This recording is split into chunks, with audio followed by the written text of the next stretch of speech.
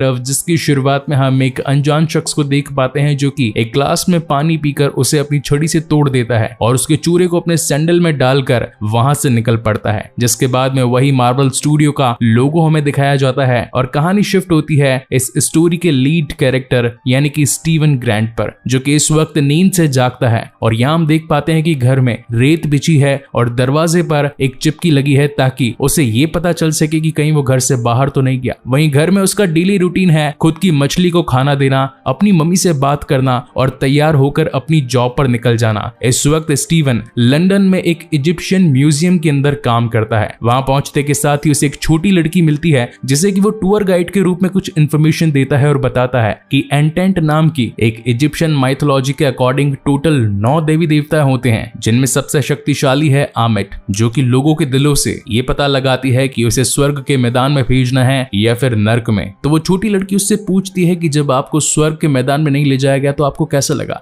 ये बात सुनकर स्टीवन काफी चौंक जाता है। तभी उसकी सुपीरियर डोना की एंट्री होती है जो कि उसे निकम्मा और नकारा बताती है और कहती है कि तुझे टूर गाइड की जॉब तो कभी मिलने नहीं वाली और जिस काम की तू सैलरी उठाता है वो काम तो कभी करता नहीं है। यानी कि यहाँ पर स्टीवन का काम था अपने म्यूजियम में आए बच्चों को शुगर कैंडीज और साथ ही क्रैकर्स बांटना। उसी वक्त स्टीवन के पास में एक लड़की आती है और उसे डेट के लिए कहती है कि तुम्हें याद है कि फ्राइडे को हमारी डेट है। स्टीवन हालांकि चौंक जाता है क्योंकि उसे इस डेट के बारे में पता नहीं था, लेकिन ये बात जानकर वो खुश था। जिसके बाद में रात को काम करने के बाद अगेन वो डोना से खरी कोठी सुनता है। डोना वहां पर उससे कहती है कि निकम्मे आखिर तू कब सुधरेगा, तेरी रोज लेट आने की आदत कब जाएगी। जिसके बाद में वो अपना सारा काम फिनिश करके एक स्ट्रीट आर्टिस्ट के पास में बैठ जाता है और उसे अपने सारे दुखियारे गाने सुनाता है। बताता है कि ऐसा लगता है आजकल जैसे कि मानो मैं हजारों कदम चल रहा हूँ, रात को सोने का समय नहीं मिल पाता और पूरी बॉडी में थकान सी महसूस होती है। लेकिन अच्छी बात यह है कि मैं एक डेट पर जा रहा हूँ। उसे कुछ पैसे दे देने के बाद में स्टीवन वहां से निकल जाता है। जब अपने घर पहुंचता है तो रात को न सोने के लिए अपने फोन में एक वॉइस ओवर लगा देता है जिसके अंदर अलग अलग तरीके लिखे हुए थे, जिनमें शामिल था किताब पढ़ना, रूबर्स क्यूब खेलना और साथ ही डिफरेंट काइंड ऑफ पजल्स को सॉल्व करना। लेकिन तभी स्टीवन की आंख लग जाती है और जब अगली मॉर्निंग उसकी आंख खुलती है तो उसका जबड़ा उसे टूटा पाता है, जिसे सेट करते वक्त हम व्यूअर्स उसके पीछे कॉन्शू यानी कि माइथोलॉजिकल पावर को देख पाते हैं। उसी वक्त उस पर कुछ लोग हमला करते हैं। वहां से स्टीवन अपनी जान बचाने के लिए यूरोपियन कंट्री की ही एक असेंबली में पहुंच जाता है। जिस वक्त वहां पर हमें वही शख्स देखने को मिलता है जो कि इस कहानी की स्टार्टिंग में हमें देखने को मिला था। ये एक पूज्य पादरी या फिर कह सकते हैं कि एक पास्टर के रूप में उस शहर की गलियों में घूम रहा था। लोग उसे देखकर पूजने लगते हैं। तब वहां पर वो आकर कहता है कि इस दुनिया को स्वर्ग बनाना है, मगर ये स्वर्ग आप लोगों के साथ के बिना नहीं बन सकता। तो आओ मैं आपको परखता हूं और देखता हूं कि आज आमिट की शक्ति के एक अंश के साथ में मैं कितने लोगों को तराजू में तोल सकता हूं। तभी वहां पर एक शख्स आता है और वो उस अनजाने व्यक्ति के हाथ में अपना हाथ रखता है। तभी उसके हाथ पर लगा एक टैटू जिस पर 2 मगरमच्छ बने थे वो फ्रीक्वेंटली घूमने लगते हैं और एकदम से उनका कलर हरा हो जाता है। तब जाकर वो व्यक्ति उसे कहता है कि तुम नेक दिल इंसान हो। जिसके बाद में एक दूसरी औरत की बारी आती है जो कि उसे हैरोस करके बुलाती है। तो वो शख्स उसे कहता है कि मुझे आर्थर बुलाओ। यहाँ पर इस शख्स का नाम क्लियर होता है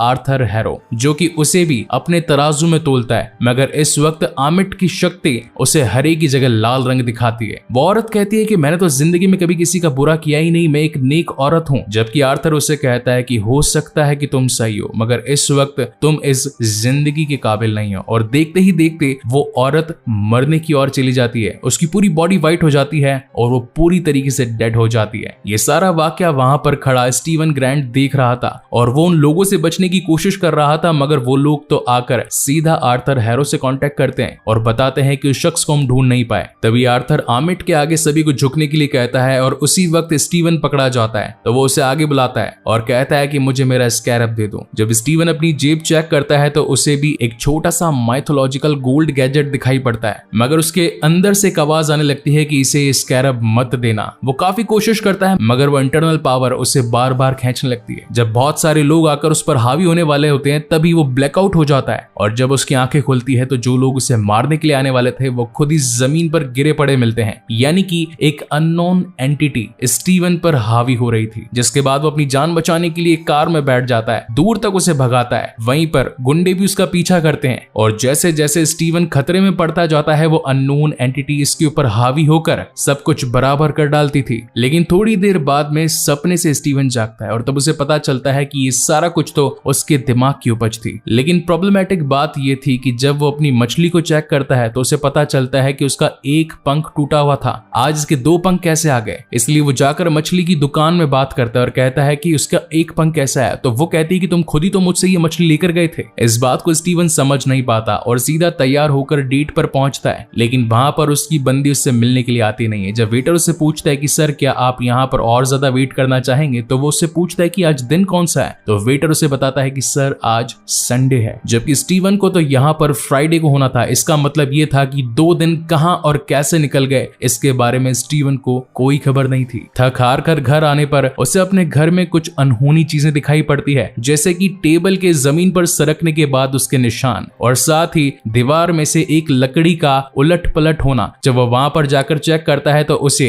एक कार की चाबी, एक मोटोरोला का मोबाइल विथ चार्जर मिलता है, जिसकी कॉल हिस्ट्री चेक करने पर उसके अंदर सिर्फ 2 ही नाम थे, लाइला और साथ ही डुचैम्प। और तभी वहां पर लाइला का कॉल आ जाता है। जब स्टीवन उस कॉल को पिक करता है तो लाइला उसे कहती है कि मार्क आखिर तुम कहां पर थे, इतने टाइम तक मैं तुम्हें ढूंढ रही थी, मुझे तो लगा कि तुम मर ही गए थे। तब वहां पर स्टीवन कहता है कि आपने मुझे मार्क क्यों बोला, लेकिन तभी वो कॉल कट हो जाता है। जिसके बाद स्टीवन को घर में कुछ अलग और अनहोनी चीजें होती दिखाई पड़ती है। वो जब घर के बाहर जाता है तो उसे कॉन्चू की ताकत दिखाई पड़ती है। वो लिफ्ट में ऊपर नीचे जाने की कोशिश करता है, मगर वहां पर भी वो एंटिटी उसका पीछा नहीं छोड़ती। जिसके बाद सीन शिफ्ट होता है अगले दिन और वो बस में बैठकर अपने काम पर जाने लगता है, मगर उस वक्त भी उसे वही दृश्य दिखाई पड़ रहे थे जो कि उसे एक दिन रात को पहले दिखाई पड़ रहे थे। वहां पर जाने के बाद में स्टीवन की मुलाकात अगेन आर्थर हैरो से होती है। वो वहां से भागने लगता है, लेकिन उसे पता चलता है कि आर्थर हैरो के लोगों ने म्यूजियम को पूरी तरीके से घेर रखा है और अब बारी थी परखने की स्टीवन ग्रांट को। और वो उसके हाथ में अपनी छड़ी को रखकर उसे परखने लगता है, मगर इस बार उसका तराजू अपने राइट एनालिटिक्स नहीं दे पाता। और तभी वो कहता है कि तुम में एक खलिश है,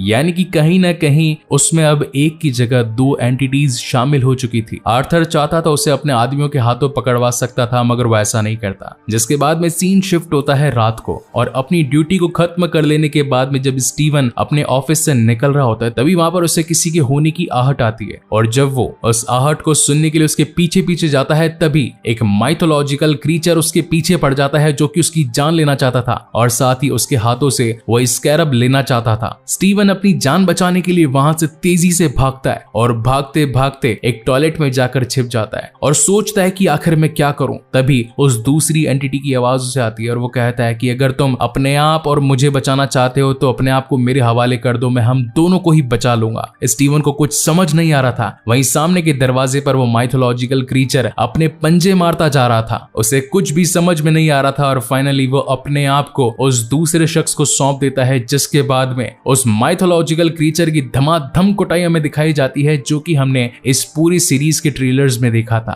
और फिर हमारे सामने आता है मार्क स्पेक्टर जो कि था मून नाइट। और इसी तगड़े सस्पेंस के साथ में इस पूरी सीरीज का पहला एपिसोड यहीं पर खत्म होता है, जिसकी शुरुआत में हम स्टीवन ग्रांट को नींद से जागा देख पाते हैं, जिसके पैर इस वक्त पलंग से बंधे बेल्ट से जकड़े हुए थे। जागकर वो अपने आप को कांच में देखता है और अपनी दूसरी शख्सियत से बात करता है। स्टीवन को अभी भी यही लग रहा था कि उसकी दूसरी शख्सियत यानी कि मार्क अभी भी उसके साथ बात कर रहा है। पिछली रात बीते हादसे की वजह से स्टीफन काफी ज्यादा परेशान था। उसके ऊपर एक इजिप्शियन जैकल ने हमला किया था, जिसके बाद वो अपने आप को संभालता हुआ अपनी जॉब पर वापस निकल पड़ता है। उसे इस वक्त भी ये लग रहा था कि ये सब कुछ उसका एक बुरा सपना था, लेकिन ऑफिस जाने पर गार्ड उसे बताता है कि रात को यहाँ पर काफी तोड़ाफोड़ी हुई थी, मैं बस कैमरे में चेक करने ही जा रहा हूँ। तो स्टीवन कहता है कि क्या पता शायद मैं तुम्हारी इसमें कुछ मदद कर सकूं। और जब वो दोनों सीसीटीवी फुटेज में रात को हुए हादसे को चेक करने जाते हैं तो स्टीवन बताता है कि बस मुझ पर फोकस करो, देखना भी यहाँ पर मेरे ऊपर एक बहुत ही बड़ा क्रीचर हमला करने वाला है। क्या तुमने कोई हॉरर फिल्म देखी है? क्योंकि अब जो तुम देखने वाले हो वो किसी हॉरर फिल्म से भी ज्यादा खतरनाक होने वाला है। काफी देर सीसीटीवी फुटेज में देख लेने के बावजूद भी उन दोनों को वहां पर कुछ नहीं दिखाई पड़ता और न चाहते हुए भी सारा इल्जाम स्टीवन पर आ चुका था। और स्टीवन को ये बात समझ में आ चुकी थी, यहाँ से जिसने भी सबूत मिटाए वो और कोई नहीं बल्कि मार्क स्पेक्टर ही होगा। जिसके बाद में उसे हेड ऑफिस में बुलाया जाता है और हाई अथॉरिटी उसे कहती है कि हो सकता है कि आप शायद किसी दूसरी पर्सनालिटी या फिर किसी बीमारी से जूझ रहे हैं। मैं आपको एक अच्छे डॉक्टर का पता देता हूँ, आप वहां पर जाकर अपना इलाज करवा सकते हैं, लेकिन तब तक के लिए आपको यहाँ से दूर जाना पड़ेगा। यानी कि इनडायरेक्टली उसकी जॉब छीन ली गई थी और स्टीवन को अब अपना बैज वहां पर रखकर वहां से जाना पड़ता है। सिर्फ एक जॉब ही तो थी स्टीवन के पास में, जिसकी वजह से वो अपनी जिंदगी को ठीक तरीके से जी रहा था। उसके चले जाने की वजह से वो काफी ज्यादा उदास था और अपने उसी स्ट्रीट आर्टिस्ट फ्रेंड के पास पास बैठकर अपने दुखड़े गाने लगता है और कहता है कि मेरे साथ कुछ अजीब हो रहा है, लग रहा है मानो मेरे अंदर का हैवान बदमाशी करना चाहता है, मुझसे बार बार बुरे काम करवाता है। और तो और कल मुझे एक चाबी और साथ ही एक मोबाइल मिला,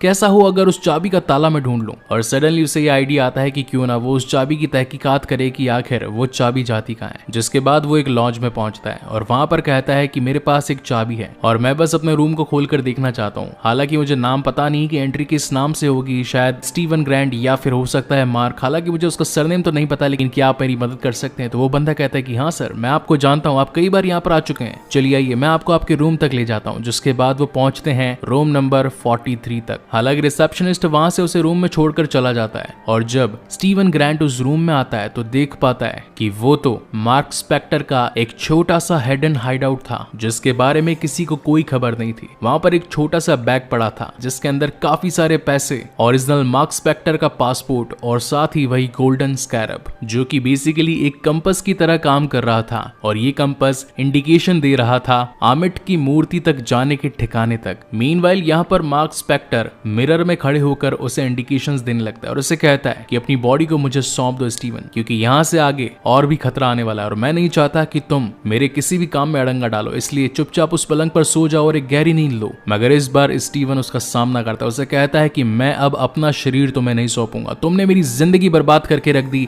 मेरी एक ही डेट थी उस पर जाने नहीं दिया, मेरी एक ही जॉब थी वो तक तुमने मुझसे छीन ली, मानो मेरी जिंदगी का कोई वजूद ही ना हो। लेकिन अब मैं तुम्हें अपना शरीर वापस नहीं देने वाला। और जहां तक रही तुम्हारी काली करतूतों की बात, तो वो मैं जाकर पुलिस को बताने वाला हूँ और ये बैग उन्हें सौंपने वाला हूँ। जैसे ही स्टीवन उस बैग को लेकर वहां से भागने लगता है कि तभी वहां की लाइट्स ऑन ऑफ होना स्टार्ट हो जाती है और वहां पर एंट्री होती है द मून गॉड खोंचू की। स्टीवन उसे देखकर भागने लगता है, इतनी जान बचाने की कोशिश करता है, लेकिन खोंचू को तो डराने की पुरानी आदत जो थी। जिसके बाद स्टीवन वहां से भागता भागता उस होटल से बाहर निकल जाता है। तभी उसकी मुलाकात लाइला से होती है। तो वो उससे पूछता है कि आखिर तुम यहाँ तक कैसे आई। तो लाइला कहती है कि तुमसे बड़ा बेवकूफ तो मैंने आज तक नहीं देखा, आखिर मैं तुम्हारे फोन को ट्रैक करके तो यहाँ तक पहुंचूंगी, और वैसे तुम थे कहां पर इतने टाइम से, मैं कब से तुम्हें ढूंढ रही थी। इस वक्त स्टीवन काफी डरा हुआ था, तो वो अपने ही लहजे में बात कर रहा था, जबकि लाइला उसे कह रही थी कि आखिर तुम्हारे बात करने के तरीके को क्या हो गया है, इस तरह से क्यों बात कर रहे हो जैसे कि कोई मिमियाती बिल्ली हो, आखिर मैं तुम्हारी वाइफ हूँ, कम से कम मुझसे तो ठीक से बात करो। ये सुनकर स्टीवन हिल जाता है और कहता है कि मैं कुछ समझ नहीं पा रहा हूँ, क्या तो प्लीज मुझे मेरे अपार्टमेंट तक ले जा सकती हो। जिसके बाद ये दोनों उस अपार्टमेंट तक पहुंचते हैं। बेसिकली अपार्टमेंट उसकी मॉम का होता है, जहां स्टीवन अपनी काफी सारी किताबों और साथ ही अपनी मछली के साथ रहता था। स्टीवन को इजिप्शियन किताबों में काफी दिलचस्पी थी और वहीं पर एक खुली किताब को देखकर लाइला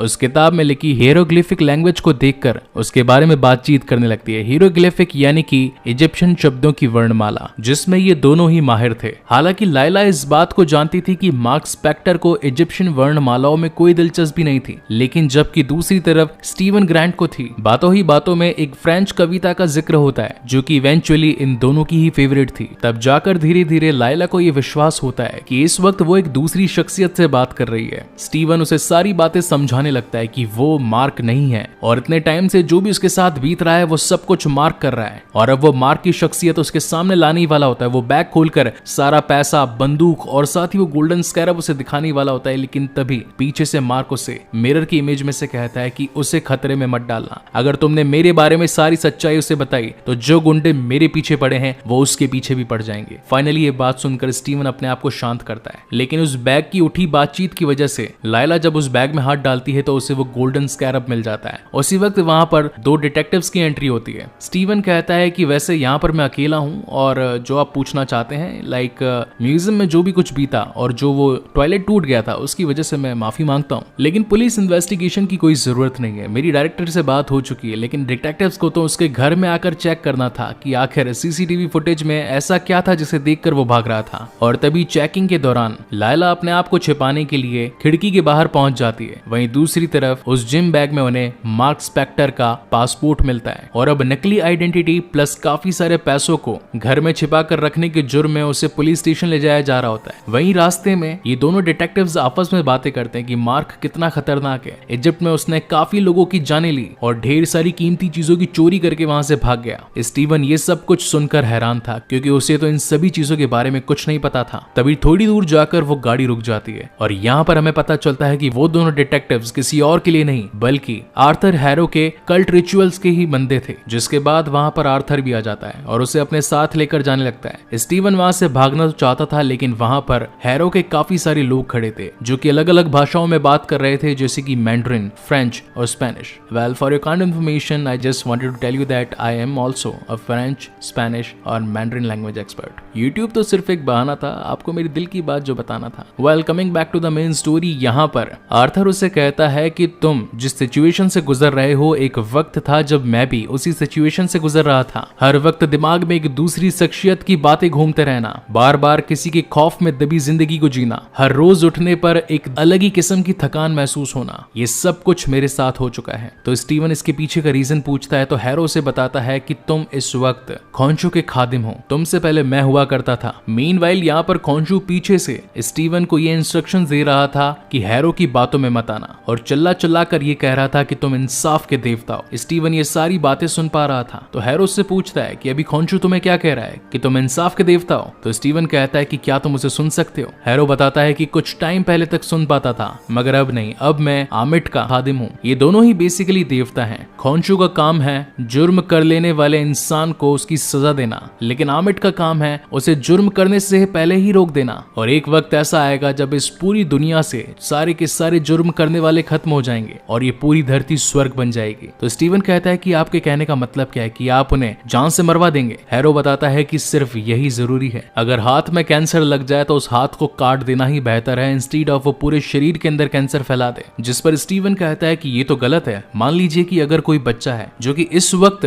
कोई गलत काम नहीं कर रहा, और मानो 25-26 साल का होने के बाद में अगर वो कोई गलत काम कर रहा है तो हम इस वक्त उस बच्चे की जान नहीं ले सकते, ये तो गलत हुआ। मगर हैरो को उसकी बातों में कोई इंटरेस्ट नहीं था। वो उससे पूछता है कि क्या तुम्हारे पास वो स्कैरब है, क्योंकि वो काफी खास और कीमती है। उसकी मदद से ही हम आमिट की दबी मूर्ति तक पहुंच सकते हैं। बेसिकली वो स्कैरब एक कंपास की तरह काम करता है जो कि लोकेशन बताता है आमिट की मूर्ति तक जाने का। पुराने देवी देवताओं ने उसे दफना दिया एक मूर्ति बनाकर, जो कि इस पूरी दुनिया में अमन और शांति ला सकती थी, मगर मैं उसे वापस लाऊंगा, इसीलिए वो स्कैरब मुझे दे दो। लेकिन तब स्टीवन कहता है कि वो तो मेरे पास है ही नहीं। तभी वहां पर उसके सारे आदमी आकर उसे पकड़ने की कोशिश करते हैं, लेकिन तभी वहां पर लायला पहुंच जाती है और कहती है कि वो स्कैरब मेरे पास है, अगर दम है तो मुझसे आकर ले लो। यहाँ पर उन सभी के बीच में भागम भाग शुरू हो जाती है और अब ना चाहते हुए भी हैरो को आमिट की शक्ति का एक छोटा सा अंश यूज करना पड़ता है, और वो अपनी उस छड़ी से जादू टोना करके इजिप्शियन जैकॉल को बुला लेता है, जो कि उसने लास्ट टाइम भी बुलाया था। ये दोनों ही अपनी जान बचाने के लिए ऊपर के तहखाने में छिप जाते हैं, और यहाँ पर स्टीवन ये सोच में पड़ जाता है कि आखिर वो सुने किसकी, क्योंकि बार बार मार्क उसे अपना शरीर उसे सौंप देने के बारे में कह रहा था, और लायला भी बार बार यही चीज रिपीट कर रही थी कि अपना सूट पहनो, अपना सूट पहनो।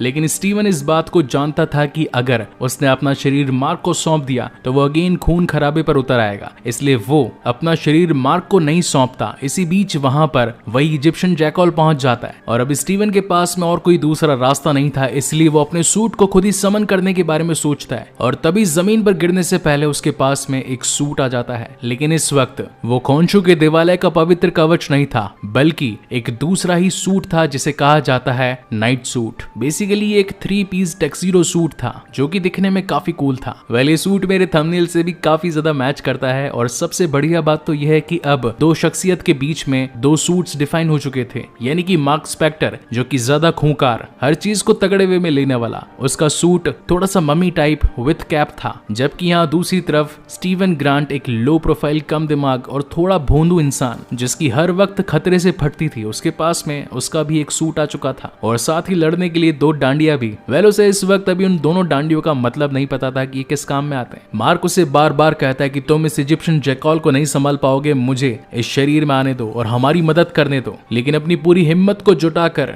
स्टीवन उसे एक जोरदार घूंसा मारता है। इसी बीच यहाँ पर लायला भी पहुंच जाती है उसकी मदद करने के लिए, मगर वो जैकॉल उन दोनों पर ही भारी पड़ रहा होता है और स्टीवन को तो उठा उठा कर फेंक रहा होता है, तभी एक बस से जाकर वो टकरा जाता है। अब यहाँ पर एक ईस्टर एग है JRC बस को लेकर। ये JRC का लोगो हमने falcon and the winter soldier में भी देखा था, और उस सीरीज का इस सीरीज से काफी बड़ा ताल्लुक है जो कि इसके 3rd एपिसोड में रिवील होगा, वो मैं आपको आगे बताऊंगा। लेकिन हाँ, इतना बता दूं कि वो और ये सीरीज दोनों एक ही यूनिवर्स में चल रहे हैं, और अब वक्त आ चुका था उस जैकॉल को संभालने के लिए मार्क की शख्सियत को लाने का, जिसके बाद वो मार्क आकर अपने आप को मून नाइट में बदल लेता है और जैकॉल को अपने पीछे पीछे भगाने लगता है, और काफी दूर तक भागने के बाद में एक ऊंची मीनार के नुकीले हिस्से से मून नाइट उस जैकॉल को जान से मार देता है। लेकिन जब वो वापस से अपने नॉर्मल सूट में आता है तो स्टीवन उससे बात करने लगता है और कहता है कि अच्छा, कांच के पीछे रहकर ऐसा लगता है क्या? तो मार्क उसे बताता है कि तुम सुन और समझ सब कुछ सकते हो लेकिन कर कुछ नहीं सकते। शरीर का इस्तेमाल सिर्फ वो कर सकता है जिसके कब्जे में इस वक्त वो हो।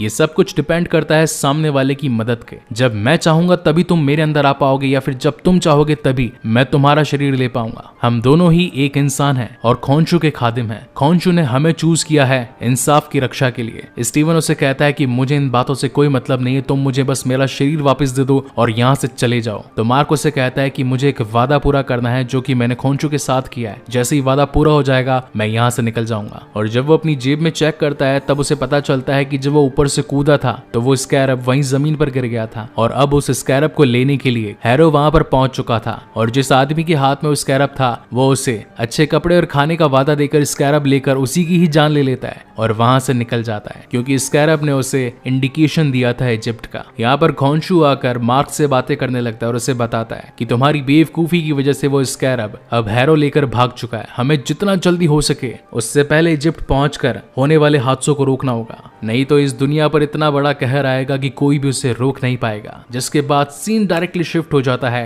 इजिप्ट में और एक यल्ला हबीबी थीम सॉन्ग पर एक बेहतरीन नजारे को दिखाते के साथ साथ ये एपिसोड यहीं पर खत्म होता है। आज हम इसके सीजन 1 एंड एपिसोड 3 के बारे में बात करेंगे as per the last episode, जहां पर लायला ने हैरो को देख लिया था स्कैरब को उठाते हुए, तो अब उसका पीछा करने और साथ ही इजिप्ट तक पहुंचने के लिए वो एक दूसरा काला बाजारी का रास्ता चुनती है जहां पर वो इलीगल वे में अपनी ही एक दूसरी आइडेंटिटी वाला पासपोर्ट बनवा रही थी और उसमें एक लेडी उसका साथ दे रही थी जिसका नाम था लेगार। और सबसे खास बात तो ये थी कि इस पूरी प्रोसेस में जहां पर पासपोर्ट में किस किस तरीके की चीजें यूज होती है, लाइक प्लास्टिक, उनकी फोटो, उनकी डिटेलेशन और साथ ही each and every airport stamp, वो सब कुछ यहाँ पर दिखाया गया था। इन दोनों की चलती बातों में हमें ये पता चलता है कि ये दोनों पुराने दोस्त थे और जो लेडी इसकी मदद कर रही थी वो इसके फादर को जानती थी जिनका नाम था अब्दुल्ला और वो एक आर्कियोलॉजिस्ट थे जो कि इजिप्ट की खुदाई के दौरान मारे गए थे। वेल, यहाँ पर एक छोटी सी छिपी कहानी भी है जो कि मैं आपको आगे एक्सप्लेन करूंगा। मीनवाइल सीन शिफ्ट होता है हैरो पर जो कि अपने कल्ट मेंबर्स के साथ में अब इस वक्त इजिप्ट पहुंच चुका था उसी स्कैरब के इंडिकेशन की मदद से, यानी कि वो एक कंपास की तरह काम कर रहा था जो कि आमिट की मूर्ति को ढूंढने में काम आने वाला था और अब फाइनली उन्हें वो लोकेशन मिल चुकी थी। वहीं दूसरी ओर इजिप्ट में मौजूद मार्क स्पेक्टर भी उस स्कैरब तक पहुंचने के लिए आर्थर हैरो के दूसरे कल्ट मेंबर्स को पकड़कर उनसे मारपीट करके उस तक पहुंचने की कोशिश करता है। एंड एज यूजुअल मार्वल की फाइट्स तो होती ही ऑसम है और उसी तरीके की एक बेहतरीन फाइट हमें यहाँ पर मार्क स्पेक्टर और उनके गुंडों के बीच दिखाई जाती है। वेल, यहाँ पर सबसे खास बात ये थी कि जब मार्क उन गुंडों को पीट रहा था तभी स्टीवन उसे अंतर मन से रोक रहा था। वो कह रहा था कि लोगों को मत मारो, उनकी जान मत लो। और एक बार तो ऐसा होता है जब स्टीवन उसे दूर करवाने के लिए वहां से एक टैक्सी में बिठा देता है, लेकिन मार्क को तो आर्थर तक पहुंचना ही था, इसलिए वो अगेन उन गुंडों के पास जाता है और उनसे मारपीट करके हैरो का पता निकलवाने की कोशिश करता है। लेकिन यहाँ पर कहानी में एक और ट्विस्ट आता है, वो अगेन ब्लैकआउट हो जाता है और यहाँ पर जब उसे वापस होश आता है तब तक उसके सामने वाले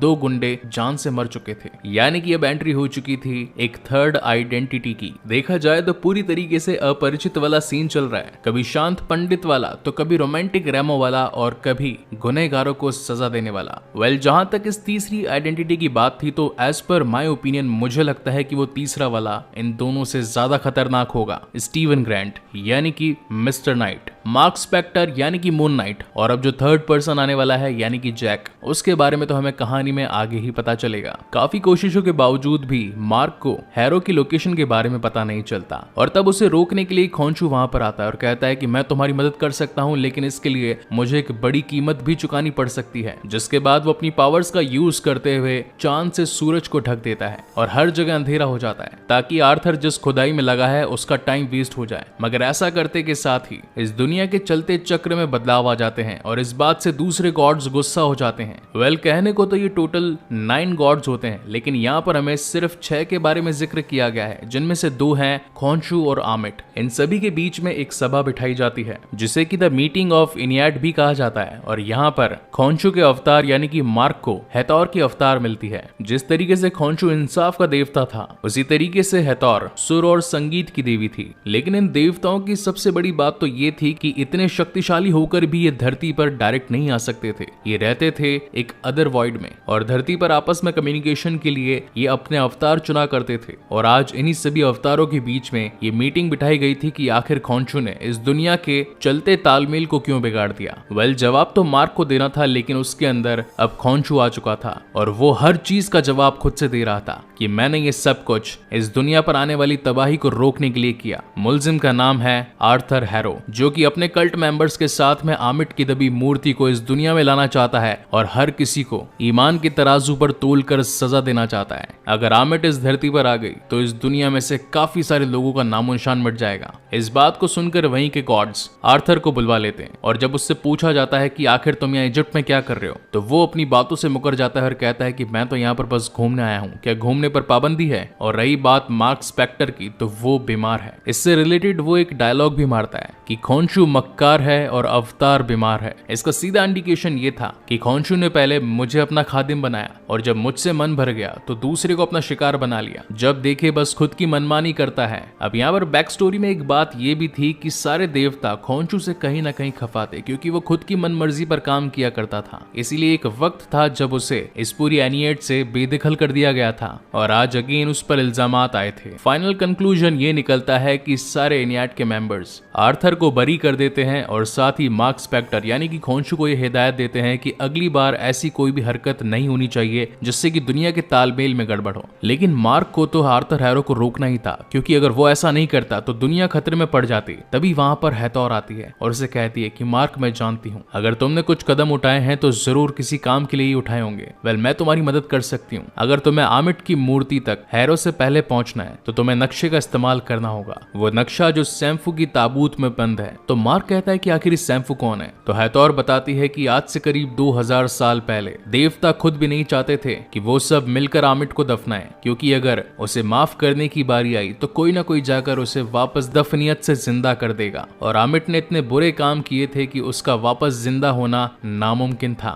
इसी वजह से ये काम सैम्फू को दिया गया था। वेल, एक चीज जो मुझे काफी ज्यादा खास लगी इस पूरे सिनारियो में, जो कि इजिप्ट के अंदर गीजा के पिरामिड में थी, जब यहाँ पर एंट्री पर मार्क के दरवाजे खुले थे तो ये सीन बिल्कुल ऐसा लग रहा था कि जैसे फर्स्ट टाइम हैरी पॉटर के अंदर चुमंतर गली में जब हैग्रिड हैरी को लेकर गया था और अंदर पहुंचने पर मानो हैरी पॉटर 7th वाले पार्ट के अंदर जैसे जादू मंत्रालय के अंदर कोई सभा बिठाई गई हो। वेल, मुझे गीजा के पिरामिड में रखी गई ये मीटिंग काफी अच्छी लगी। आपको कैसा लगा मुझे कमेंट करके जरूर बताइएगा। Coming back to the main story, यहाँ पर आगे जाते वक्त रास्ते में मार्क को लायला भी मिल जाती है, क्योंकि वो भी अपने दूसरे पासपोर्ट का इस्तेमाल करके अब इजिप्ट पहुंच चुकी थी और अभी दोनों ही मिलकर सैम्फू की ताबूत का पता लगाने की कोशिश करते हैं, जहां लायला मार्क को ये बताती है कि ब्लैक मार्केट में सैम्फू की ताबूत की काफी कीमत है और यहाँ इजिप्ट में उसे एक शख्स ने खरीद रखा है जिसका नाम है मॉन्सिन मोगाट। मुझे उसकी एक्चुअल लोकेशन का पता मेरे एक मैड्रीपुर के दोस्त ने बताया था। वेल, यहाँ पर मैड्रीपुर का सीधा सीधा ताल्लुक है falcon and the winter soldiers के एपिसोड से, क्योंकि मैड्रीपुर एक ऐसी जगह थी जहाँ पर इस पूरी दुनिया के सबसे बड़े माफिया और खूंखार असैसिन मौजूद थे। जिसके बाद ये दोनों ही मोगाट से मिलने के लिए पहुंचते हैं। वहां पर एक जोरदार भाले और घुड़सवारी का खेल चल रहा था, जहां पर उसका असिस्टेंट आकर इन दोनों से मुलाकात करता है और पूछता है कि आखिर तुम्हें सैम्फू की ताबूत में ऐसा क्या इंटरेस्ट है। तो लायला बताती है कि हमने उसके बारे में काफी सुना है, बस एक बार उसे देखना चाहते थे, इसलिए मोगाट से बेहतर और कौन हो सकता था जिसके पास ये ताबूत होगा। फिर वहां पर मोगाट की भी एंट्री होती है और वो लायला को पहले से ही जानता था। लायला के गले में पड़ा नेकलेस भी काफी सुंदर लग रहा था। इसके बारे में एक बात है जो मैं आपको आगे बताऊंगा। यहाँ मोगाट इन दोनों को उस ताबूत को 1 मिनट देखने की इजाजत देता है। अब यहाँ पर मार्क स्पेक्टर को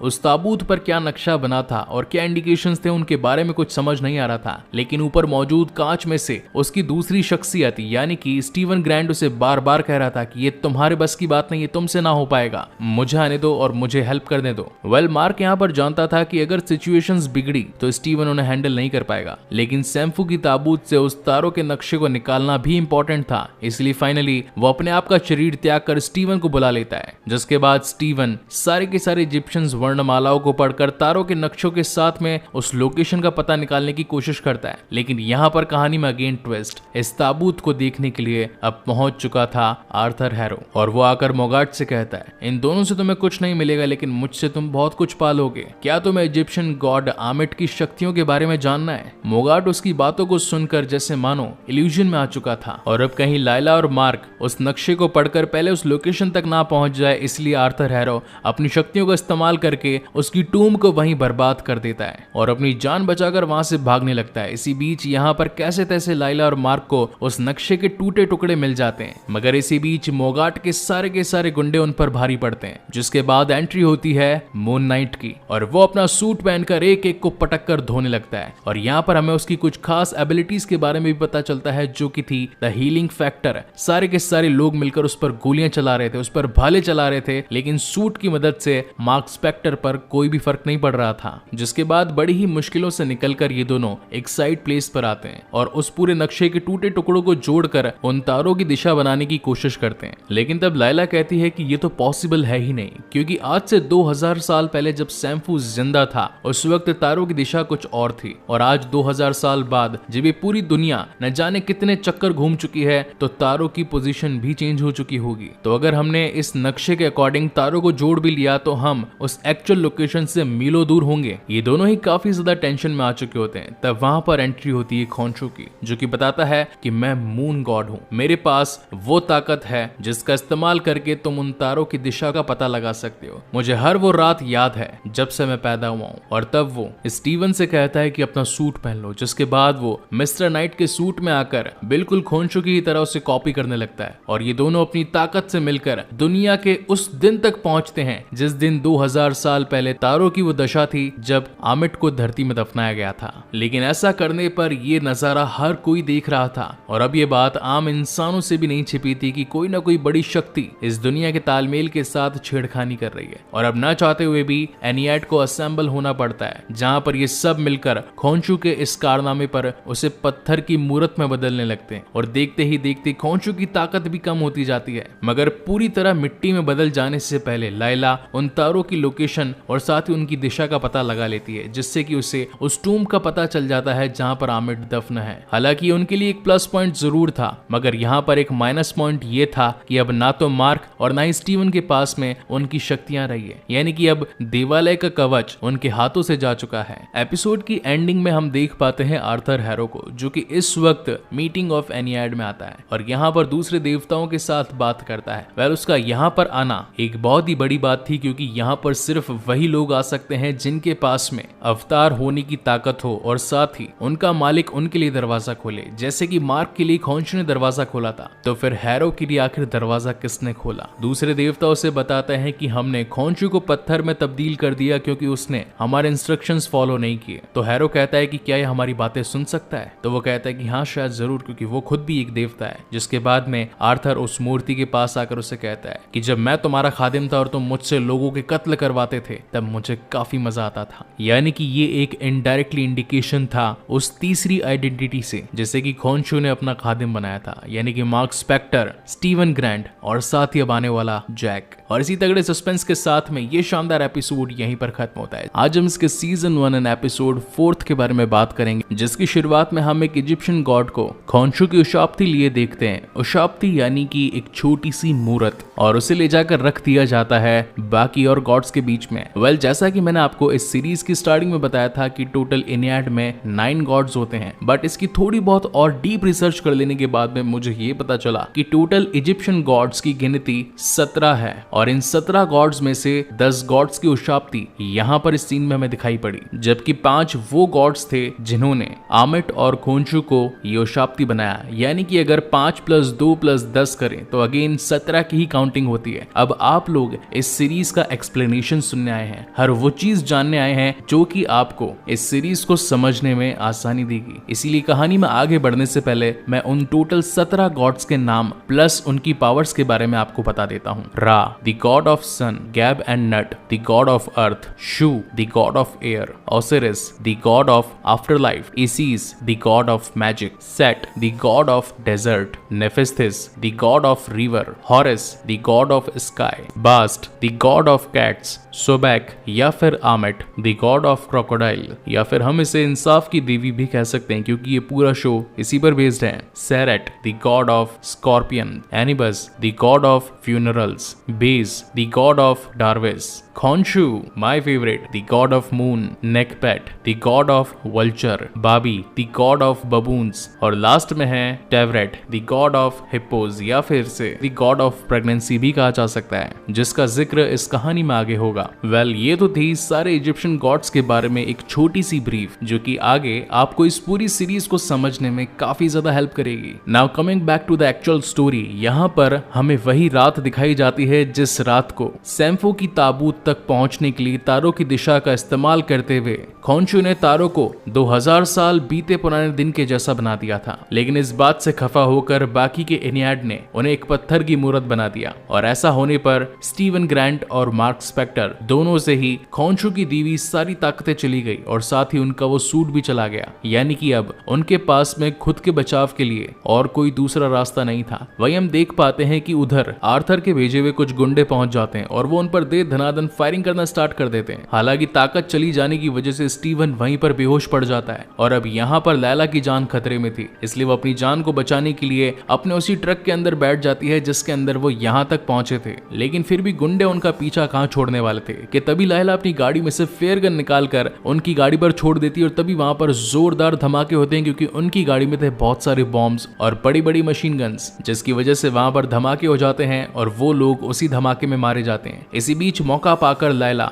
स्टीवन को अपने साथ लेकर वहां से भाग जाती है। अब यहाँ पर इन्हें उन तारों की वजह से आमिट की कब्र तक जाने का रास्ता मिल चुका था, और अब ये उसी मैप की मदद से दोनों आगे बढ़ने लगते हैं। यहाँ पर कई बार कांच में से मार्क स्पेक्टर स्टीवन ग्रांट को कहता है कि अब तुम्हें अपना शरीर मुझे सौंप देना चाहिए, क्योंकि आगे आने वाली मुसीबतों के लिए तुम काफी नहीं रहने वाले, उनके लिए सिर्फ और सिर्फ मैं ही काम आ सकता हूँ। मगर हमारे स्टीवन भैया को तो लैला से प्यार हो चुका था, and that is the reason वो उसे शरीर देने से कतरा रहा था। थोड़ी दूर आगे जाने पर वो अपनी गाड़ी रोक देते हैं क्योंकि उनके सामने दो बड़ी बड़ी चट्टानें थी, और यहाँ से लैला कहती है कि हमें पैदल ही जाना पड़ेगा। कुछ दूर आगे जाने के बाद में उन दोनों को ही वो लोकेशन मिल जाती है जहाँ पर आमिट की कब्र होनी थी, लेकिन बुरी बात ये थी कि आर्थर हैरो और उसके लोग वहां पर उनसे पहले ही पहुंच चुके थे। ये दोनों जाकर उनके टेंटों में से कुछ जरूरी सामान ले लेते हैं, जैसे कि टॉर्च, कुछ खाने पीने का सामान और गहरे खड्डों में उतरने के लिए रस्सियां। स्टीवन को इजिप्शियन चीजों में काफी ज्यादा दिलचस्पी थी, और वो इन सारी बातों को जानता भी था क्योंकि उसने आज तक इनके बारे में ही पढ़ा था, और उसकी नॉलेज से इंप्रेस होकर लैला कहीं ना कहीं उसकी ओर अट्रैक्ट हो जाती है और उसे किस करने वाली होती कि तभी स्टीवन उसे मना कर देता है और कहता है कि वो ऐसा नहीं कर सकता। ऐसा करने के पीछे दो रीजन थे। रीजन नंबर 1, मार्क स्पेक्टर ने उसे मना कर दिया था कि उसकी बीवी को छुए बिना और हाथ तक ना लगाए। वहीं पर रीजन नंबर 2 ये था कि अब खोंशू की नजर लैला पर पड़ चुकी है, यानी कि वो चाहता है कि मार्क स्पेक्टर के बाद में उसका अगला खादिम खुद लैला अब्दुल्ला ही बने, इसीलिए वो उससे दूरी बनाने की कोशिश कर रहा था। लेकिन एक ही मिशन पर होने की वजह से अपोजिट सेक्स अट्रैक्ट्स, तो इन दोनों के बीच में एक शानदार किस हो जाता है। लेकिन मार्क को ये बात पसंद नहीं आती और वो स्टीवन के मुंह पर एक जोरदार घूंसा जड़ देता है, जिसके बाद ये दोनों ही एक बड़े से अंधेरे खड्डे में उतरते हैं। बेसिकली ये खदान जैसी लग रही थी। यहाँ पर उतरने के बाद में इन्हें दिखती है बास्ट की मूर्ति। बास्ट यानी कि वो ताकत जिसने टिचाला को ब्लैक पैंथर में बदला था, और साथ ही बास्ट वही है जो कि गॉड ऑफ कैट्स है। यहाँ पर इन्हें जमीन पर काफी सारी गोलियां पड़ी मिलती है, ऐसा लग रहा हो मानो कि यहाँ पर किसी ने जंग लड़ी हो। लेकिन ये एक भूल भुलैया से कम नहीं थी, क्योंकि यहाँ पर आने जाने के टोटल 6 रास्ते थे। अब इन्हें कहां पर जाना है और कहां से निकलना है इसके बारे में कोई खबर नहीं थी कि तभी स्टीवन की नजर एक छोटे से ताबूत पर जाती है जो कि गोल्ड से बना था, और तभी उसके मन के अंदर कुछ आकृतियां आती है, और जब वो उसे बनाने लगता है तो उसका फाइनल आउटपुट निकल कर आता है हॉरेस की आंख। हॉरेस जो कि है God of sky. Basically Horace की आंख एक निशान के रूप में काम में ली जाती थी, जो कि इंडिकेशन था मृत्यु लोक में हिफाजत के शाही निशान। ये दोनों ही उस निशान के ऊपर बातचीत करके ये पता लगाते हैं कि ये एक जबान की तरह है, यानी कि हमें आमिट की आवाज का पीछा करना है, और तभी उन्हें एक आवाज का सिंबल दिखता है। इसी वजह से उन 6 रास्तों में से वो एक सही रास्ते को चुन पाते हैं। मगर यहाँ पहुंचना इनकी एक सबसे बड़ी भूल थी, क्योंकि इस जगह पर थे हेका प्रीस्ट। बेसिकली ये वो पावरफुल इजिप्शियन बीइंग्स थे जिन्हें एक फेरो की रक्षा के लिए रखा जाता था। फेरो का मतलब हम एक राजा से भी ले सकते हैं, और आमिट का आखिरी खादिम एक राजा ही था, जो कि था अलेक्जेंडर द ग्रेट। और अब अगर इतना बड़ा राजा मरा है तो उसको दफनाने के लिए एक बहुत ही बड़ा मकबरा भी होना चाहिए था। दैट्स वाई यहाँ पर इतने सारे दरवाजे, बड़ी बड़ी दीवारें, बहुत सारी मूर्तियां और कुछ पिशाच भी थे। और उन्हीं में से एक पिशाच जो कि बाकी लोगों के पीछे पड़ा था, अब वो इन दोनों के पीछे भी पड़ चुका था। यहाँ स्टीवन लैला की जान बचाने के लिए ऊपर चढ़ जाता है और उसका ध्यान अपनी ओर बटाता है, जबकि नीचे से लैला उस हैवान को अपनी ओर आकर्षित करती है। लेकिन स्टीवन नहीं चाहता था कि लैला की जान खतरे में पड़े, इसलिए वो पूरा का पूरा लकड़ी का ढांचा ही उस पर गिरा देता है और वो हेका प्रीस्ट वहीं पर जान से मारा जाता है। लेकिन इसी बीच इन दोनों के रास्ते अलग अलग हो जाते हैं। मगर इस वक्त लायला के पीछे एक और हेका प्रीस्ट पड़ चुका था। अपनी जान बचाने के लिए वो उससे दूर भागने की कोशिश करती है, मगर वो तो उसे बिल्कुल मारने पर उतारू था कि तभी वो अपने दिमाग का यूज करते हुए अपनी जेब से एक फ्लेयर निकालती है और सीधा उसकी आंख में घुसेड़ देती है। और यहीं पर हम लायला की दिलेरी को देख पाते हैं कि आखिर उसमें कितनी ताकत है और फाइनली वो उससे अपनी जान बचाकर एक दूसरे कोने तक कूद पड़ती है। और साथ ही एक चीज और बता दूं कि ये पूरा एपिसोड किसी एक हॉरर मूवी से कम नहीं था।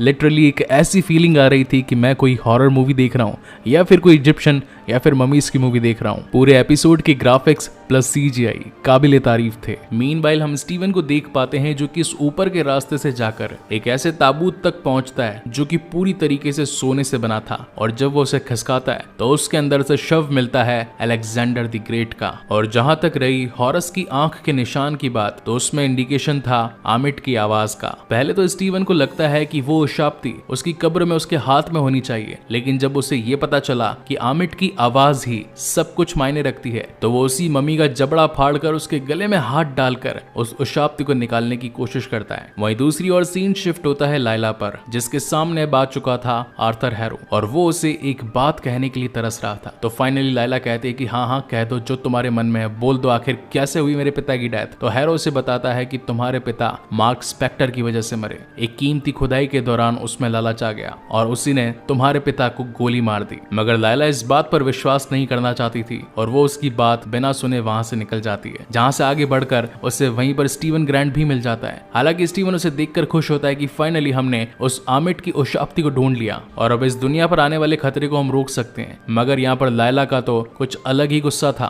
वो उससे बार बार बस यही पूछ रही थी कि क्या तुमने मेरे पिता को मारा, क्या ये बात सच थी। और तभी हम देखते हैं कि स्टीवन जानबूझकर अपने आप की शख्सियत को बदलकर मार्क को सौंप देता है, जहां पर मार्क अपने आप के शरीर को पाते हुए उसे कहता है कि जितना जल्दी हो सके हमें यहाँ से निकलना पड़ेगा। आर्थर के आदमी किसी वक्त भी आ सकते हैं। इनकी ये बातें चली रही थी कि तभी पीछे से आर्थर वहां पर पहुंच जाता है अपने ही लोगों के साथ में और उनके ऊपर गन पॉइंट कर देता है। वेल लायला तो वहां पर वो शाप्ती लेकर उनसे छुपने की कोशिश करती है, जबकि मार्क स्पेक्टर अपनी ताकत का जोर शोर दिखाते हुए उन सभी से लड़ने की कोशिश करता है। लेकिन आर्थर के पास तो हाथ में बंदूक थी और तभी वो उसे शूट कर देता है, जिसके बाद उसकी बॉडी वहीं पानी में गिर जाती है और वो पानी उसे एक अंतहीन अंधेरे की ओर ले जाता है। और अब यहाँ से शुरुआत होती है इस पूरे सीरियल या फिर कह सकते हैं कि इस एपिसोड के सबसे ट्विस्टिंग एंड टर्निंग पॉइंट की, जहां पर हमें वांडाविजन की शुरुआत में जिस तरीके से टीवी में सिटकॉम्स दिखाए जाते थे उसी तरीके से एक मूवी चल रही थी जिसके लीड कैरेक्टर का नाम था स्टीवन ग्रैंट और उस मूवी का नाम था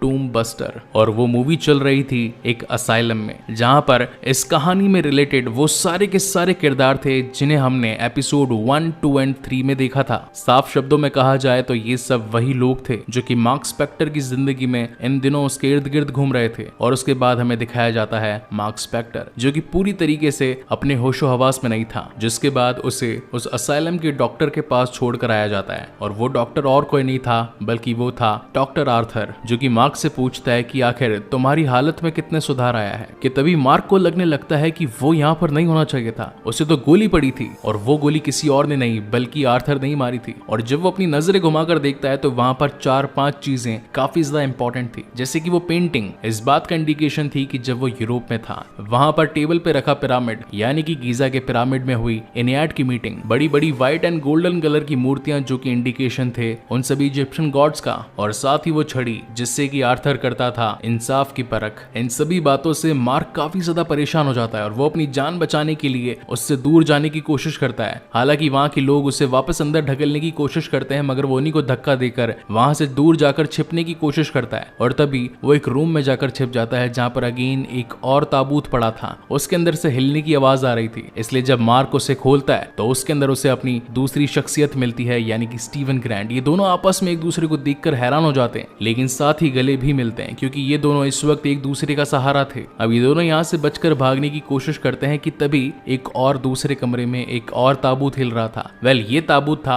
इनकी तीसरी शख्सियत का, जो कि हो सकता है मोस्ट प्रोबेबली जैक। मगर इस वक्त इन्हें कुछ भी समझ में नहीं आ रहा था कि आखिर इन दोनों के साथ हो क्या रहा है। और तभी वहां पर एंट्री होती है ट्वेरेट की, यानी कि दी गॉड ऑफ प्रेगनेंसी, और वो इन्हें हाय कहकर बोलती है। और तभी इन दोनों की पूरी तरीके से फट जाती है। और इसी तगड़े सस्पेंस के साथ में ये शानदार एपिसोड यहीं पर खत्म होता है। आज हम इसके सीजन 1 एंड एपिसोड 5 के बारे में बात करेंगे, जिसकी शुरुआत एक छोटे बच्चे के चिल्लाने से होती है। और तभी वहां पर एक औरत आकर कहती है कि ये सब कुछ तुम्हारी वजह से हुआ है। और तभी ये सीन शिफ्ट हो जाता है मार्क स्पेक्टर पर, जो कि अभी एक असाइलम में था और उसके सामने बैठा था डॉक्टर हैरो, जो कि उसे कहता है कि ये नुकसान हमने तुम्हें नहीं बल्कि तुमने अपने आप को पहुंचाया है। इस वक्त तुम घड़ी की 2 सुई के बीच में अटक चुके हो, एक सुई जो कि सच पर है और एक सुई जो कि मनगढ़ंत कहानियों पर है। अभी तुम्हें डिसाइड करना है कि आखिर तुम किसकी तरफ जाना चाहते हो, उस सच पर विश्वास करना चाहते हो जो एग्जिस्ट करता है, या फिर अपनी फैंटेसी की ओर जाना चाहते हो जो कि तुम्हारी बनाई गई एक मन की कल्पना है। बातों ही बातों में हैरो से ये भी कहता है कि शायद तुमने मुझे एक बच्चे के बारे में जिक्र किया था, जरा और बताओ उस बच्चे के बारे में। कि तभी मार्क को लगता है कि वो इस वक्त यहाँ पर नहीं होना चाहिए, वो तो इस वक्त स्टीवन के साथ था और उसने एक हिप्पोपोटेमस को देखा था। ये बातें धीरे धीरे मार्क बड़बड़ाने लगता है। कि तभी वहां पर हैरो से कहता है कि लगता है कि शायद यही हिप्पोपोटेमस तुम दोनों के बीच का फर्क कम कर देगी। हैरो से और भी ज्यादा पूछना चाहता था, लेकिन मार्क को इस वक्त गुस्सा आ चुका था और वो उसी की टेबल पर पड़ा पिरामिड उसे मारने के लिए उठाता है। लेकिन तभी वहां पर सिक्योरिटी गार्ड्स पहुंच जाते हैं, यानी कि बॉब एंड बिली, जो कि उसे सेडेटिव दे देते हैं। और इस सेडेटिव के लगते ही मार्क पहुंच जाता है उसी मोमेंट पर जहां वो स्टीवन और साथ ही गॉड ऑफ इजिप्ट ट्वेरेट के सामने खड़ा था। यहाँ ट्वेरेट उन दोनों का वेलकम करती है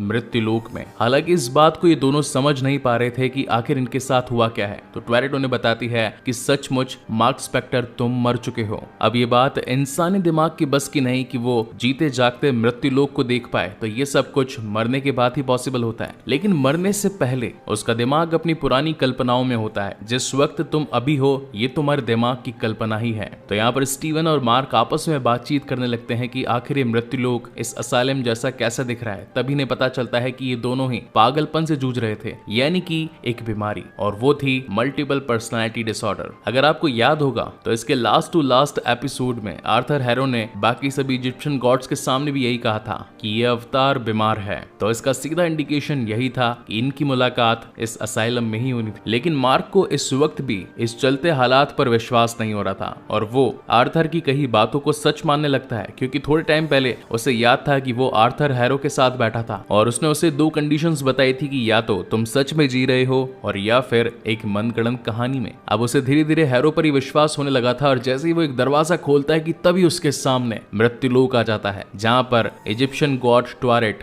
अपनी बड़े से जहाज में रेत के रेगिस्तान पर उन आत्माओं को लेकर जा रही थी जिनके सच की परख अभी बाकी थी। उसके सच की परख का मतलब यह था कि अब वो उसकी आत्मा को तोलने वाली है। तभी ट्वेरेट वहां पर आकर इन दोनों के सीने से इनका दिल निकाल लेती है और उसे इंसाफ के तराजू पर तोलती है। अगर इंसाफ के तराजू पर उसके दोनों दिल दी फेदर ऑफ ट्रूथ यानी कि सच के पंख से हल्के हुए तो उनकी आत्मा सुकून से देवताओं के मैदान में चली जाएगी, यानी कि पैराडाइज में। और अगर उनका दिल भारी हुआ तो उन्हें इसी रेत में कहीं दूर फेंक दिया जाएगा और पूरा शरीर एक पत्थर की मूर्त बन जाएगा। मगर जब उस दिल और उस पंख को तोला जाता है तो वो एक जगह पर रुकते ही नहीं है बल्कि बार बार हिलते जा रहे थे। और यही इंडिकेशन हमें इसके सेकंड एपिसोड में भी मिला था, जब आर्थर हैरो ने स्टीवन ग्रैंट के हाथ में आमिट की दी हुई छड़ी को रखा और फिर उसे इंसाफ के तराजू पर तोला।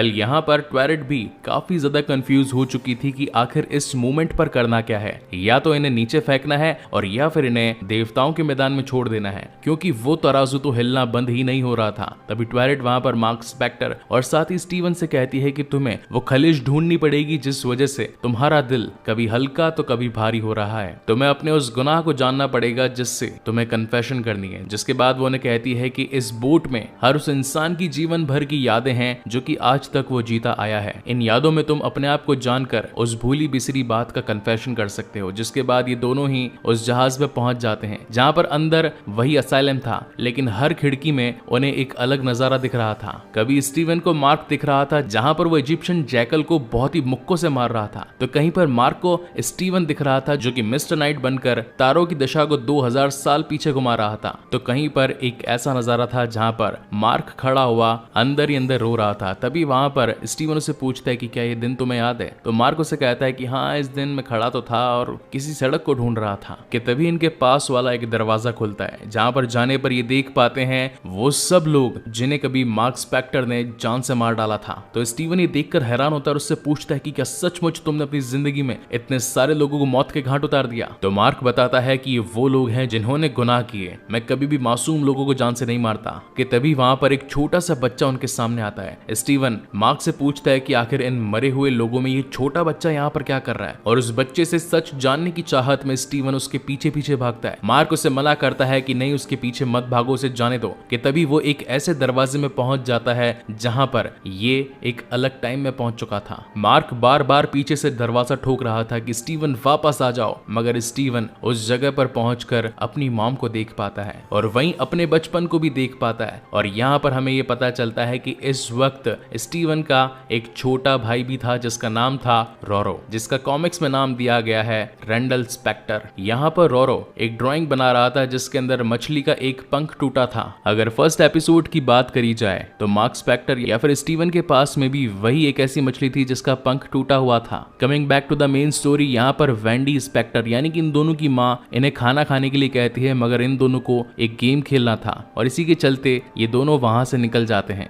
रोरो अपने बड़े भाई मार्क स्पेक्टर को मिस्टर ग्रैंट कहकर बुला रहा था और तभी खेलते खेलते वहां पर बारिश आने लग जाती है। रोरो अपने भाई से कहता है कि हमें चलना चाहिए क्योंकि मॉम ने कहा था जल्दी आ जाना, लेकिन तब वहां पर मार्क कहता है कि ऐसे भी क्या डरने की बात है, हम खेल ही तो रहे हैं, थोड़ी देर बाद चले जाएंगे, उसमें क्या है। और यहाँ से वो एक गुफा तक पहुंच जाते हैं। वेल, ये सारा नजारा स्टीवन ग्रैंट वहां पर खड़ा देख रहा था और तभी उसका पैर एक छोटे टूटे हड्डियों पर जाता है जिसकी डिजाइन कहीं ना कहीं खोंचू जैसी दिख रही थी। उस गुफा में उन बच्चों का पीछा करते हुए वो काफी आगे निकल जाता है। वो बार बार चिल्लाता है कि बच्चों वापस आ जाओ, मॉम तुम्हारा इंतजार कर रही है, तुम कहां पर हो, दिख नहीं रहे हो, वापस आ जाओ। मगर उन दोनों में से किसी की आवाज नहीं आ रही थी। मीनवाइल हम एक्चुअल मार्क स्पेक्टर को देख पाते हैं जो कि स्टीवन को दूसरे दरवाजों में ढूंढ रहा था और तभी वहां पर एक दरवाजा खुलता है जिसके अंदर हम वेंडी को देख पाते हैं जो कि अपने छोटे बेटे रोरो की मौत पर रो रही थी और अपने बेटे की मौत का गुनहगार मार्क को बताती है और कहती है कि ये सब कुछ तुम्हारी वजह से हुआ है। इसके बाद में स्टीवन मार्क की और भी पुरानी यादों में जाता है और देख पाता है कि जब उसका 10th बर्थडे था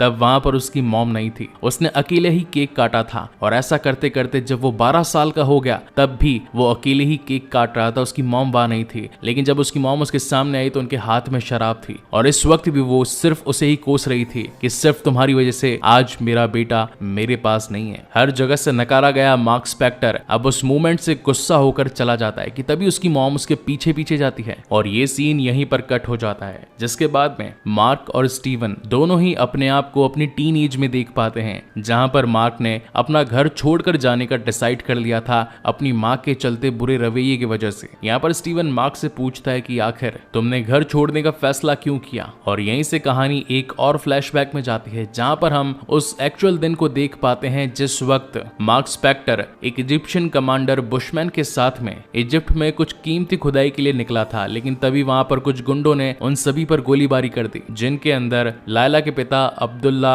एल्फोली भी शामिल थे। स्टीवन पूछता है कि आखिर सभी पर गोली चली तो तुम्हारा क्या हाल हुआ। जिसके बाद हम वहां के पवित्र देवालय को देख पाते हैं जहां पर अब मार्क पहुंच चुका था और पूरी तरीके से हिम्मत हार चुका था क्योंकि वो लहूलुहान था उन गोलियों से जो कि दुश्मनों ने उसे मारी। वो बस अपने आप को खत्म करने ही वाला था कि तभी पीछे से आवाज आती है कि क्या तुम्हारी जिंदगी की यही कीमत है? मैं चाहूं तो तुम्हारा साथ दे सकता हूं, लेकिन उसके लिए तुम्हें मुझसे एक वादा करना पड़ेगा। रात के हर उस मुसाफिर का साथ देना पड़ेगा जिसे कि बुरे लोग परेशान करने वाले होंगे। वेल, ये सारा इंसिडेंस दूर खड़ा स्टीवन भी देख रहा था और कहता है कि खोंशू कितना मतलबी था, उसने स्टार्टिंग से ही तुम्हारा फायदा उठाया और उस वक्त तुमसे सौदा किया जिस वक्त तुम मौत के कगार पर थे। अब हालांकि मार्क के पास और कोई रास्ता भी नहीं था, वो बस बिल्कुल मरने ही वाला था कि तभी वो खोंशू द्वारा दिए गए प्रस्ताव को हाँ कर देता है और तभी उसके अंदर मून नाइट वाली पावर्स आ जाती है और वो बन जाता है खोंशू का खादिम द मून नाइट। और अब इस बार डॉक्टर हैरो के सामने था Steven Grant instead of Mark Spector. वहां पर स्टीवन को देखकर डॉक्टर हैरो से पूछते हैं कि काफी टाइम बाद मुलाकात हुई, आखिर तुम कैसे हो स्टीवन? तो स्टीवन कहता है कि तुम वही शख्स हो ना जिसने मुझे गोली मारी थी। हालांकि चाल ढाल बदल गई है, कपड़े बदल गए हैं और साथ ही मोच भी आ गई है, मगर मैं तुम्हारे इस पहनावे पर नहीं आने वाला। वो अगेन वहां से भागने की कोशिश करता है लेकिन हैरो उसे कहता है कि तुम्हें सच का सामना करना ही पड़ेगा, तुम्हें ये पता लगाना पड़ेगा यही तुम्हारा तुम्हारी रियलिटी है या फिर ये तुम्हारी फैंटेसी है। जिसके बाद यहाँ से सीन अगेन एक और फ्लैशबैक में जाता है और ये वो मोमेंट था जहां पर लास्ट टाइम सीन कट हो चुका था। इसमें यंग मार्क स्पेक्टर बैठा बैठा रो रहा था और उसकी माँ दरवाजा पीट रही थी कि दरवाजा खोलो। वो बदला लेना चाहती थी अपने छोटे बेटे की मौत का। ये सब सोचकर मार्क पूरी तरीके से डर चुका था और ये वो फर्स्ट टाइम था जिस वक्त वो ब्लैकआउट होकर एक दूसरी शख्सियत में बदल गया था जो कि थी स्टीवन ग्रांट की। और यहाँ पर स्टीवन ये देखता है कि सारे कलर्स फैले हुए क्यों हैं। वो उन सभी को जमाने लगता है, एक अच्छे बच्चे की तरह बर्ताव करने लगता है। वहीं पर हम एक जूम होती पिक्चर को भी देख पाते हैं जिस पर लिखा था don't fear Steven grant is here. और तभी उसकी मॉम आकर उसे बहुत ही बुरी तरीके से बेल्टों से मारने लगती है, जिसके बाद वो अगेन रियलिटी में पहुंच जाता है। यहाँ पर स्टीवन मार्क से काफी ज्यादा नाराज होता है और कहता है कि आखिर तुमने मुझे बनाया, मैं ही तुम्हारी दूसरी पर्सनालिटी हूँ। मुझे तो लग रहा था कि मैं वाला सच हूँ, मगर असली सच तो तुम हो और तुमने मुझे बनाया सिर्फ इसलिए ताकि तुम अपनी गम भरी जिंदगी, अपने दुखों को भुला सको। जिस वक्त तुम्हारा किसी मुसीबत से सामना होता तुम अपने अच्छे वाले रूप को रख देते। तुमने मेरा सिर्फ फायदा उठाया है। जबकि मार्क उसे कहता है कि अच्छी जिंदगी तो तुमने जी है, मैंने तो सिर्फ सबके ताने खाए हैं और जिस मॉम की तुम बात करते रहते हो वो मर चुकी है। लेकिन स्टीवन का कहना था कि मेरी तो हर बार उनसे बात होती है, वो जिंदा है। कि तभी वहां पर एक और ब्लैकआउट होता है और वहां पर उसे आर्थर हैरो मिलता है, जहां पर हैरो से कहता है कि क्या तुम सचमुच अपनी मॉम से बात करना चाहते हो। हालांकि स्टीवन बात तो करना चाहता था लेकिन दूसरी ओर फोन पर कोई नहीं था। इसका मतलब सच्चाई ये थी कि उसकी मॉम की रियलिटी में डेथ हो चुकी थी। और हर वक्त इतने ही सीन शिफ्ट हो जाने के बाद में एक सीन वहां भी शिफ्ट होता है जहां पर हमने एक याद में मार्क को रोड पर खड़े हुए दारू पीते हुए देखा था। ये वो दिन था जिस दिन मार्क की मॉम की डेथ हुई थी और वो घर में नहीं आना चाहता था, जबकि उसके पिता उसे घर में बुला रहे थे और वो रोता रोता वहां से निकल गया था। वो उसका दुख झेल नहीं पा रहा था कि तभी वो स्टीवन ग्रांट में बदल जाता है और स्टीवन अगेन उन्हीं पागलों की तरह अपनी मॉम की अनरियलिटी में बातें करने लगता है कि मॉम आप कैसे हो, कहां पर हो, मैं एक जगह पर खो चुका हूं, न जाने मेरा रास्ता कहां है। जबकि दूसरी तरफ फोन पर तो कोई था भी नहीं। इस पुरानी याद में इस वक्त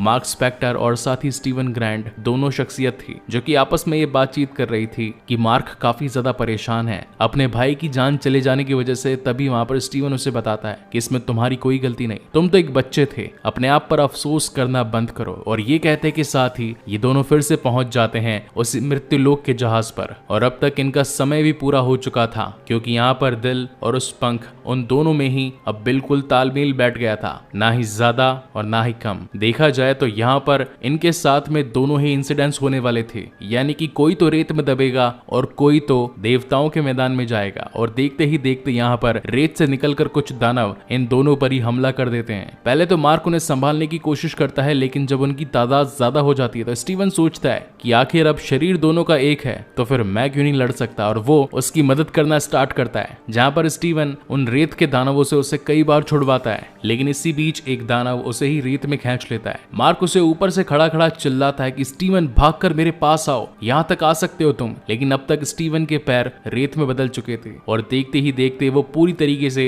एक रेत की मूर्त में बदल जाता है। वहीं दूसरी ओर मार्क स्पेक्टर अब पहुंच चुका था देवताओं के मैदान में। और इसी तगड़े सस्पेंस के साथ में ये शानदार एपिसोड यहीं पर खत्म होता है। वेल तो आज है इस पूरी शानदार सीरीज का ग्रैंड फिनाले। और आगे बढ़ने से पहले आप सभी लोगों को ये बताना चाहता हूँ कि इसके ऑलरेडी मेरी तरफ से एक्सप्लेन किए हुए सीजन 1 का एपिसोड 1, 2, 3, 4 और 5 ऑलरेडी काफी बेहतरीन तरीके से वीडियो क्लिप्स के साथ अवेलेबल है, वो भी इसी चैनल पर। और अगर आपने उन सभी को नहीं देखा तो प्लीज एक बार उन वीडियोस को जरूर चेकआउट कीजिएगा और खासकर इसका 4th एपिसोड तो जरूर चेकआउट कीजिएगा क्योंकि वहां पर मैंने इजिप्शियन गॉड्स के बारे में थोड़ी ज्यादा डिटेल्स दी है। अगर मेरी तरफ से इन मार्वल्स के सिटकॉम्स या फिर इन सीरीज को अगर मैं रेटिंग देना चाहूँ तो नंबर 1 पर सचमुच देना चाहूंगा मून नाइट को, और जिसे सेकंड देना चाहूंगा वो होगी मेरी तरफ से लोकी, और थर्ड नंबर पे दूंगा वांडाविजन। वेल ये तो थी मेरी प्रेफरेंस लिस्ट, आपकी क्या है प्लीज मुझे कमेंट सेक्शन में जरूर बताइएगा, जिसके अंदर falcon and the winter soldier what if भी शामिल है। So now without wasting time चलिए आते हैं शानदार कहानी की मेन स्टोरी लाइन की तरफ, जिसकी शुरुआत अलेक्जेंडर द ग्रेट के मकबरे से होती है, जहां पर इस वक्त मार्क स्पेक्टर को आर्थर हैरो की तरफ से गोली लग चुकी थी और अब आमिट की उशाप्ति की तलाश में वहां पर हैरो के लोग आकर उसके जैकेट से वो उशाप्ति लेकर चले जाते हैं और ले जाकर हैरो को दे देते हैं। जिसके बाद हैरो उसे कहता है मैं ऐसा करना तो नहीं चाहता था मगर दुनिया यही चाहती है और मैं इसमें से बुराई को मिटा कर रहूंगा। जिसके बाद वो अपनी छड़ी को हाथ में उठाता है और हम देख पाते हैं कि उसकी छड़ी बहुत ही बेहतरीन तरीके से इवॉल्व हो जाती है, यानी कि उस रूप में आ जाती है जिस रूप में इनके एक्चुअल इजिप्शियन गॉड इसे यूज किया करते थे। उसका साइज बड़ा हो जाता है, उसके 2 मगरमच्छ के मुंह की जगह सिर्फ एक बन जाता है और ऐसा लग रहा हो मानो कि जैसे कोई थॉर का स्टॉर्म ब्रेकर हो। जिसके बाद वो इस दुनिया पर से बुराई मिटाने के लिए गीजा के सबसे ऊंचे पिरामिड पर जाने की कोशिश करता है। वेल, इसके पीछे एक और रीजन था, वो मैं आपको आगे बताऊंगा। वहीं पर वो उस स्कैरब को मार्क के सीने पर ही छोड़ देता है क्योंकि इस वक्त उसे उसकी कोई जरूरत नहीं थी। लेकिन लैला दूर खड़ी ये सब कुछ देख रही थी कि किस तरीके से हैरो ने उसके साथ बदसलूकी की और उसे जान से मार दिया। मगर लैला इस बात का बदला लेना चाहती थी, इसीलिए वो उस स्कैरब की मदद से आर्थर और उसके लोगों का पीछा करना शुरू करती है। मगर रास्ते में जाते वक्त आर्मी फोर्स उन्हें रोकती है। लेकिन अब हैरो को तो कौन ही रोक सकता था क्योंकि उसके पास में ताकत थी आमिट की और अपनी छड़ी के सिर्फ एक ही वार से वो वहां पर मौजूद काफी सारे सैनिकों को धूल कर देता है। मगर फिर भी उनमें से एक शख्स बच जाता है क्योंकि उसने जिंदगी में कोई बुरा काम नहीं किया था और जिन्होंने किया था या फिर करने वाले थे उन सभी की रूह को आमिट ने खा लिया था। और सच कहूं तो ये वो मोमेंट था जिस वक्त लास्ट एपिसोड में हमने देखा था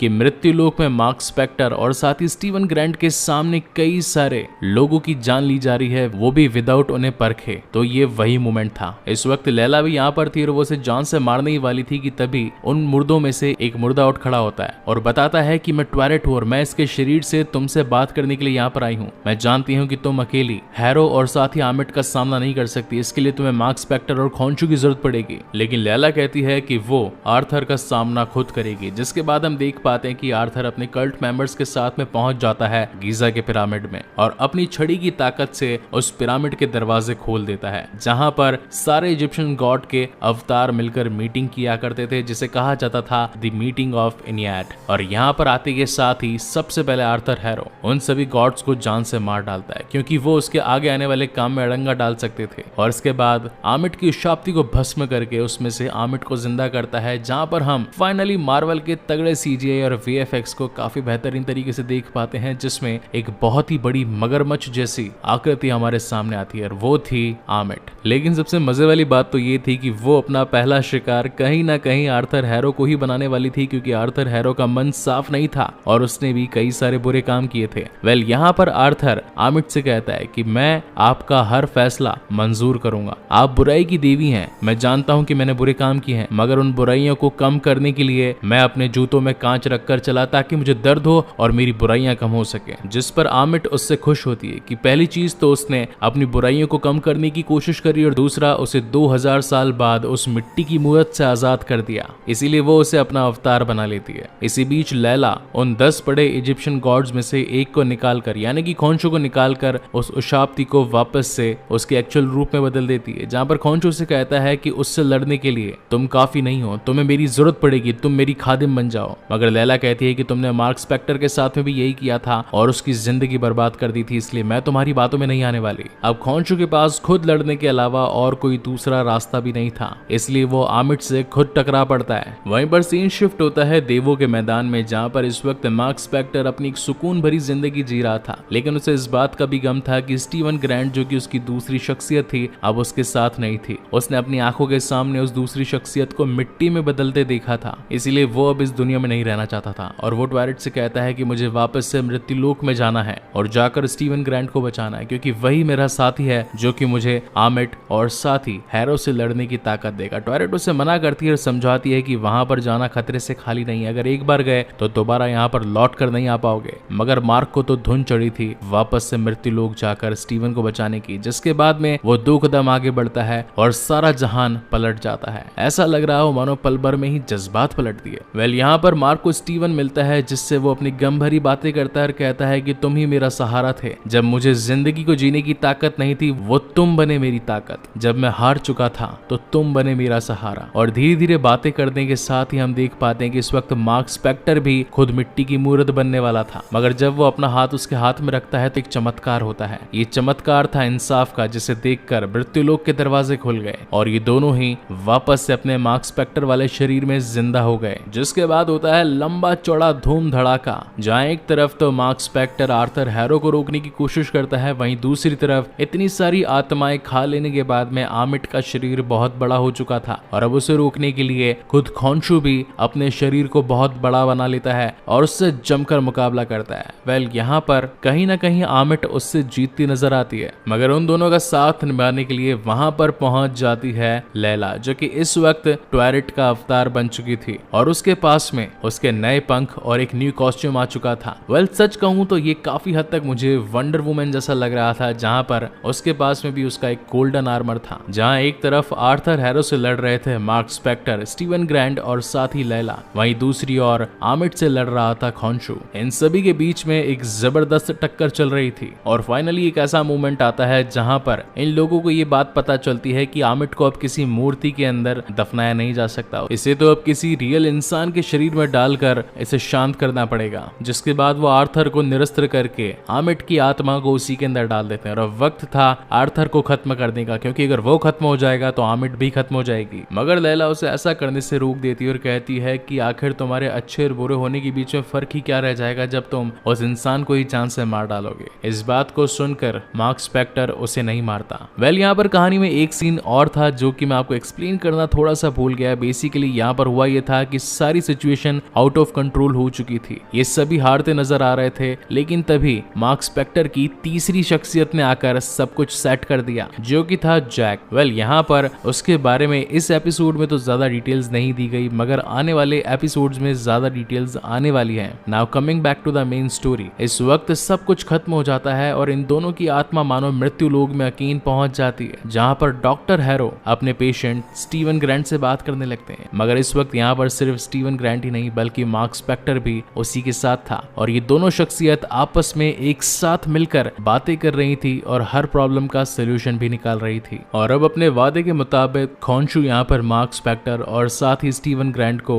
अपने दिए गए काम से आजाद कर देता है। और इसी के साथ ये शानदार एपिसोड या फिर कहें कि ये बेहतरीन सीरीज यहीं पर खत्म होती है। मगर रुकिए, जाने से पहले एक और चीज बता दूं कि एक छोटा सा पोस्ट क्रेडिट सीन भी आपके लिए है, जहां पर हम आर्थर हैरो को हॉस्पिटल में देखते हैं, जिसे कि कोई अननोन पर्सन असाइलम से बाहर लेकर जाता है और एक गाड़ी में बिठा देता है। और यहाँ पर हम ऑलरेडी खॉन्शू को बैठा देख पाते हैं। इन दोनों के ही बीच में बातचीत होती है, जहाँ पर आर्थर उससे कहता है कि तुम मुझे खत्म नहीं कर सकते क्योंकि तुम्हारे पास में एक अवतार का होना जरूरी है। जिस पर खॉन्शू कहता है कि भले ही मेरे हाथ से मार्क स्पेक्टर और स्टीवन ग्रैंट चले गए, मगर आज भी मेरे पास मेरा जैक है। जिसके बाद मार्क स्पेक्टर की ही तीसरी पर्सनालिटी आर्थर हैरो को वहीं पर जान से मार डालती है। और इसी के साथ ये शानदार कहानी परफेक्टली एंडिंग के साथ यहाँ पर खत्म होती है और सभी को अपने दूसरे सीजन के इंतजार में छोड़ जाती है। वेल आपको ये वीडियो कैसा लगा प्लीज मुझे लाइक और कमेंट करके जरूर बताइएगा इस बार तो। और अगर पहली बार इस चैनल पर आए हैं तो इसे सब्सक्राइब जरूर कीजिएगा, क्योंकि इसके बाद में मैं एक और शानदार वेब सीरीज को स्टार्ट करने वाला हूं जिसका नाम है द विचर्स सीजन 2। सो तब तक के लिए keep watching and stay safe. मिलते हैं अगले वीडियो में।